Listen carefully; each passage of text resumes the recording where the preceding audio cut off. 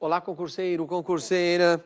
Estamos chegando para mais uma prova concursos. E o título que separei para este encontro é: Com qual idade ficamos velhos? Parte 1. Isso rende muito plano para manga. Já pensou nisso? Qual que é o conceito de velhice? Em que instante uma pessoa pode ser considerada senil? Você vai notar que a partir de agora, a partir do segundo semestre de 2013, muitos debates surgirão justamente questionando a idade. O que é uma pessoa, entre aspas, velha ou senil, ou terceira idade, ou a melhor idade? Existe um monte de eufemismo em cima desse termo. Se tornou politicamente incorreto dizer que é velho ou coisa parecida. Não sei qual a diferença se formos analisar friamente de ser senil, melhor idade. Por que vai ser a melhor idade? Tem bastante perguntas, bastante questionamentos sobre essas definições. Então hoje já se discute e ampliar-se-á esse debate para um novo marco sobre a velhice, ou sobre a melhor idade, como estudiosos apontam. Alguns, ou a maioria, defende o fato de que, como hoje considera que uma pessoa idosa é 60 anos, passar isso para avante, para 65 anos, a idade mínima para definir uma pessoa idosa. E o que significa isso, concurseira, concurseiro? Podemos dizer que este pensamento coloca em pauta uma reestruturação, uma renovação, uma modificação nos benefícios do Estatuto do Idoso, que o Brasil adota isso há pouco tempo. Então, redefinir, mexer em 5 anos no conceito de idoso, modificará, é claro, o Estatuto. Guarde esse número. Os idosos em nosso país já representam 12% da população. Não é pouca coisa isso. Também é um fato inédito no Brasil. Esse é um fato que nunca nós tínhamos atingido. Significa o quê? Que o Brasil não tinha uma saúde decente. Vamos afirmar que até hoje ainda não é para toda a população. Mas olha o quanto nós melhoramos e ao ponto de conseguir atingir essa cifra de 12% da população acima de 60 anos. E segundo as estimativas, ainda vai crescer muito esse número. Por que isso está acontecendo? Importante você se perguntar, por que isso está acontecendo? O fato inédito que vem se configurando em nosso país está relacionado aos avanços na medicina e isso tem provocado um aumento na expectativa de vida. Os 22,3 milhões de brasileiros com mais de 60 anos hoje, que representam 12%, justamente demonstram que o Brasil, de uma maneira ou de outra, possibilitou a essas pessoas mais remédios. Podemos aí citar a questão da farmácia popular, talvez um atendimento melhor no SUS. Essa é uma questão muito difícil de afirmar quando a gente olha justamente pensando nos noticiários, porque a briga é bastante grande e nos protestos, por exemplo, em relação à Copa, queremos, um dos cartazes fantásticos que ficou famoso é: queremos hospitais padrão FIFA, coloca em xeque isso. Mas os números mostram que a população está envelhecendo. Concurseira, concurseiro, os censos do IBGE, estou dizendo aí principalmente os 4 últimos, apontam que nos últimos 50 anos, ou melhor, os últimos 5, vamos corrigir o que eu falei, apontam que nos últimos 50 anos a esperança de vida ao nascer do brasileiro subiu, olha que interessante, de 48 anos para 70 83,4 anos. É um aumento sensacional. Dá para nós afirmarmos que aumentou 1/4 de século, em média, a vida do brasileiro. Uma comparação rápida. Vou dar um exemplo prático, tá? Eu, como comecei a trabalhar bastante cedo, já com 14 anos, do ponto de vista de anos trabalhados, eu já teria direito a estar aposentado. Como nesse intervalo da minha vida de trabalho, a população teve esse acréscimo que eu estou pedindo para você tomar nota, de 1/4 de século a mais, 25,4 anos, aí para sermos específicos, e vai aumentar. Foi acrescido. O que o governo, o que a Previdência Social olhou para gente como eu, talvez como você que está assistindo agora? Olha, nós vamos quebrar se continuar nesse ritmo. A população está vivendo muito mais, não contribuiu para este período para receber durante tanto tempo. Foi necessário o quê? Não aposentar mais por tempo de trabalho, por tempo de serviço, como era o conceito anterior. Hoje vale, tiveram que acrescentar, além do tempo de serviço, 30 anos, e idade. Tem uma idade mínima para se aposentar e vai ter que ser aumentada ainda. Você vai ver que nos próximos anos aumentar-se-á a idade mínima para a aposentadoria. Eu talvez ainda não consiga chegar nessa idade mínima, tenha mais uma modificação, o que, convenhamos, é justo, se acaso eu não contribuir para receber aquilo, porque vai dar um desfalque futuro na aposentadoria. Isso vale para todos nós. Eu falei 30 anos, concurseiro. Só vamos entender o seguinte, tem várias classes, né? Professor homem, professor mulher, e daí quando a gente sai da classe de professores, pode ir para 35, dependendo do trabalho que você desenvolva, se é funcionário público, por exemplo, servidor público, se é servidor privado. Existem vários, aí eu disse 30 numa média, mas dependendo da situação vai a 35 e com certeza ainda vai existir modificações. Por quê? Pelos prognósticos futuros, essa média de idade ainda vai aumentar muito. Veja que comparação interessante que todos os demógrafos fazem e que é indispensável para qualquer impensa. Veja só, no período dos últimos 50 anos, o número de filhos por mulher diminuiu de 6,3 para 1,9. Você vai ver aí números que podem variar até 1,7 e até dois filhos. Isso vai depender da classe. Conclui-se então que o percentual de crianças e de adolescentes entre o total da população brasileira tem caído e muito, enquanto o número de idosos está aumentando. Eu quero, concurseiro, ver uma coisa aqui com vocês, importantíssima. Eu quero mostrar um gráfico que confirma o que eu acabei de falar, esta pirâmide aqui, e que você deve até consultar, porque a pirâmide do IBGE está lá para você fazer essa busca. Importante, quando você olha, perceba que conforme eu vou puxando a pirâmide, o que vai acontecendo? Perceba, olhe pelo menos para essas duas partes aqui, dos meninos e das meninas. As mulheres estão em rosa aqui do lado direito e aqui do lado esquerdo os homens. Perceba que conforme nós vamos avançando, chega aqui em 2010, que é o censo mais recente, note que a população idosa aumentou a população adulta e diminuiu a população juvenil. Ó, tem até um número de habitantes em cada uma delas. Olha só, coloquei o cursor aqui, mulheres, 1 ano, 1.471.000 habitantes. E conforme eu vou subindo, a gente vê a numeração modificando. É um gráfico muito bem feito do IBGE que você pode analisar. E a projeção para 2020, seguindo a tendência, conforme eu acabei de falar para vocês, diminui ainda mais, chega perto de 1 milhão e a faixa que mais vai ter, no caso das mulheres, quase 2 milhões na faixa dos 36 anos. Para 2030, que é para já, para breve, olha o que vai acontecer.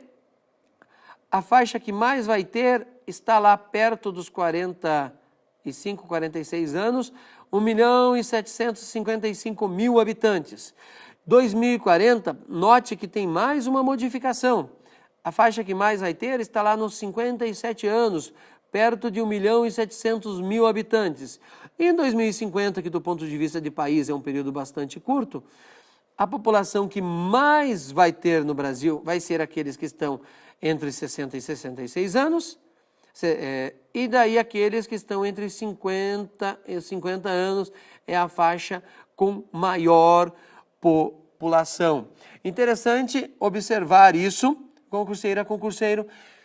Ficou aí até uma dica de estudo para você se localizar. Importante esse ponto, vale a pena ir porque, nesse gráfico que eu acabei de mostrar, porque isso justifica tudo o que eu acabei de falar para você. Olha só, é o momento da chamada janela demográfica. O IBGE afirma que em 1980, as crianças de 0 a 14 anos correspondiam a 38% da população brasileira, 38,24%, ok? Da população brasileira.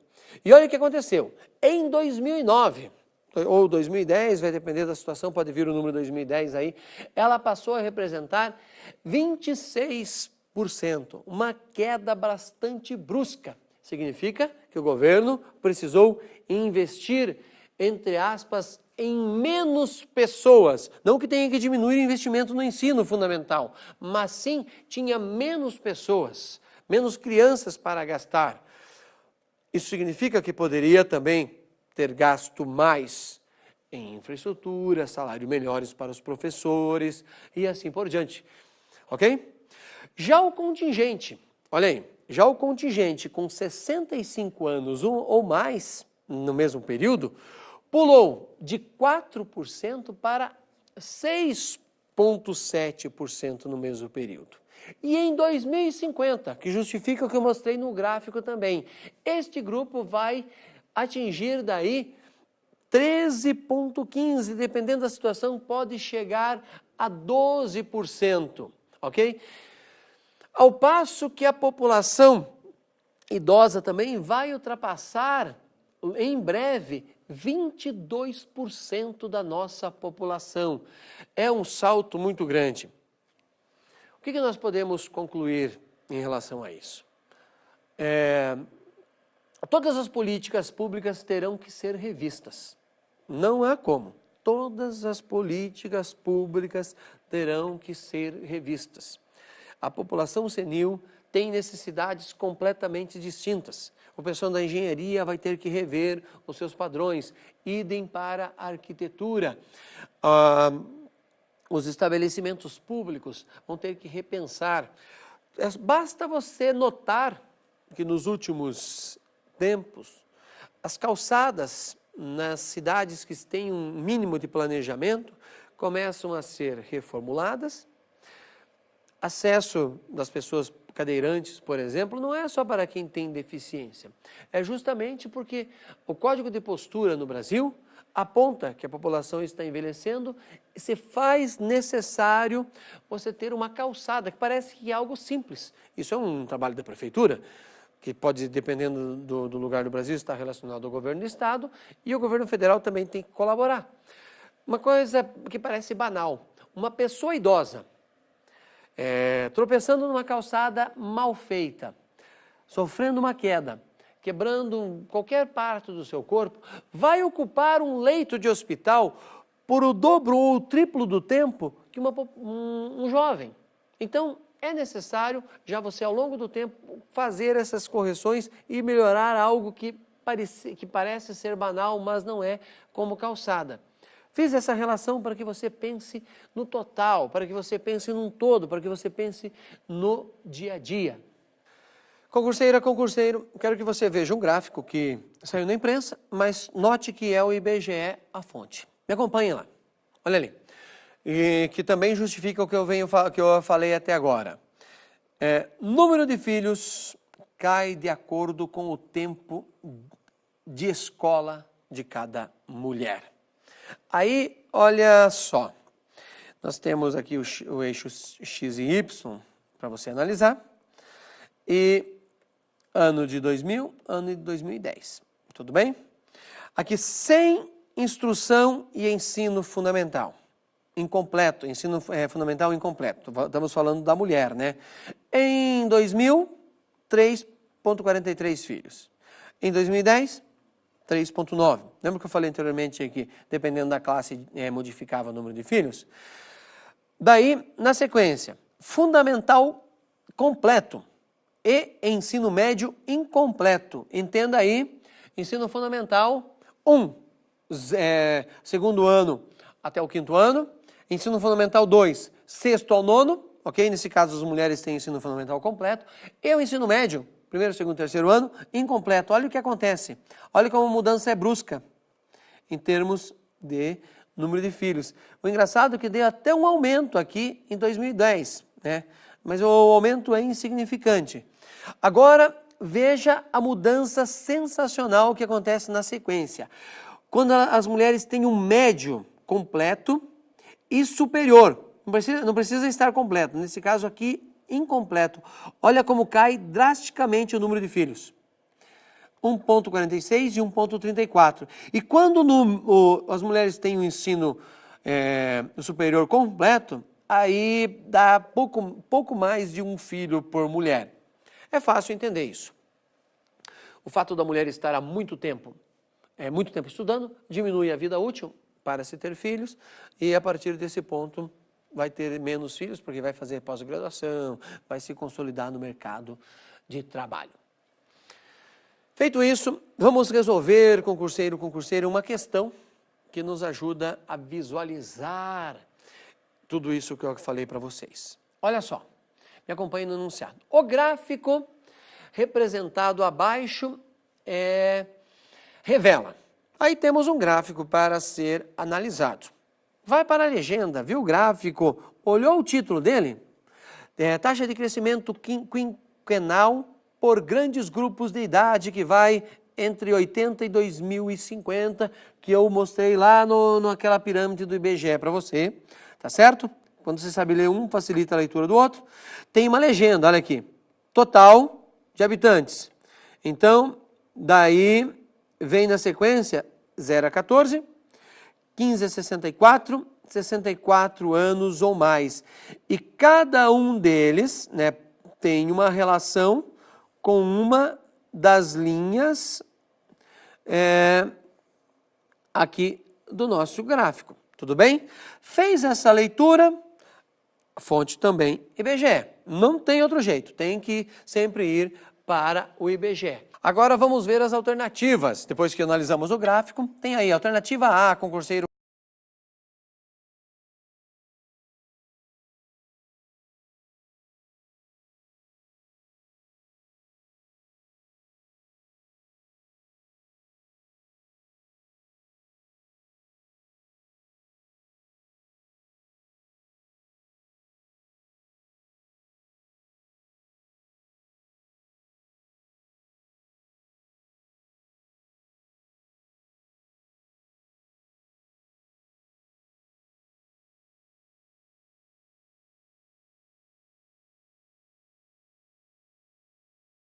Concurseira dizendo o seguinte: as taxas de crescimento correspondentes às crianças de 0 a 14 anos, isso aqui é uma faixa etária de uma pirâmide etária, ok? Já mostram que este segmento vem diminuindo em valor absoluto desde o período de 1900 a 2000. Olha só, se você leu a pirâmide, como eu mostrei anteriormente, você já fica em dúvida. Poxa, será que é essa certa? Vou ter que ler as outras só para ter certeza. Vem ali a letra B dizendo o seguinte: a taxa correspondente ao contingente de 65 anos ou mais, embora oscilem, são menos elevadas. Não, foi o que eu vim falando até agora, esse é o objetivo da aula. Isso aqui é falso, a população está envelhecendo, é só olhar para o topo da pirâmide, para as previsões. Letra C, diz assim, ó, entre 1980 e 1990, já estava havendo mais população idosa numa proporção de 18% superior às crianças. É claro que é falso, eu trabalhei com vocês no número de 12, dizendo que lá em 2050 que nós vamos atingir a cifra de 22. Então, consideramos também a letra C errada, só a A, por enquanto, que nós estamos valorizando. Letra D diz assim, ó, o Brasil caminha velozmente rumo a um perfil demográfico cada vez menos envelhecido. Não, o objetivo da aula é que está envelhecendo, é falsa. Pula para a letra E. O envelhecimento populacional caracteriza-se pelo aumento da população relativa. A população relativa é o número de habitantes por quilômetro quadrado, tá? De jovens, nada a ver, acompanhado pela diminuição do peso proporcional de adultos. Então, mais uma falsa, e era justamente o que nós tínhamos no início chamado a atenção. Letra A, taxa de crescimento corresponde às crianças de 0 a 14 anos de idade, já mostram que esse segmento vem diminuindo bastante nos últimos tempos. Importante isso, concurseira, concurseiro. Olha só, agora eu tenho uma dica de estudo para você em relação a isso, e você tem que ficar atento, concurseira, concurseiro. Sempre o IBGE é a referência quando trata de população. Mas dentro da página do IBGE, veja lá, vou mostrar para você aí. Dentro da página do IBGE, quando você pode já ir direto no Google, escrever lá, sala de imprensa. No caso é http://sala-de-imprensa.ibge.gov.br. Mas se você só escreveu www.ibge.gov.br, e daí na busca você escreve sala de imprensa, você vai chegar em notícias fantásticas como essa que alimentam todos os jornais do Brasil. Exemplo, em 2008, esperança de vida dos brasileiros chega a 72,86 anos. Uma notícia que alimentou todos os jornais do nosso Brasil. Gráficos de 1998 a 2008, a esperança de vida aumentou. Depois tem toda uma análise que o gráfico apresenta. Você faz uma leitura do gráfico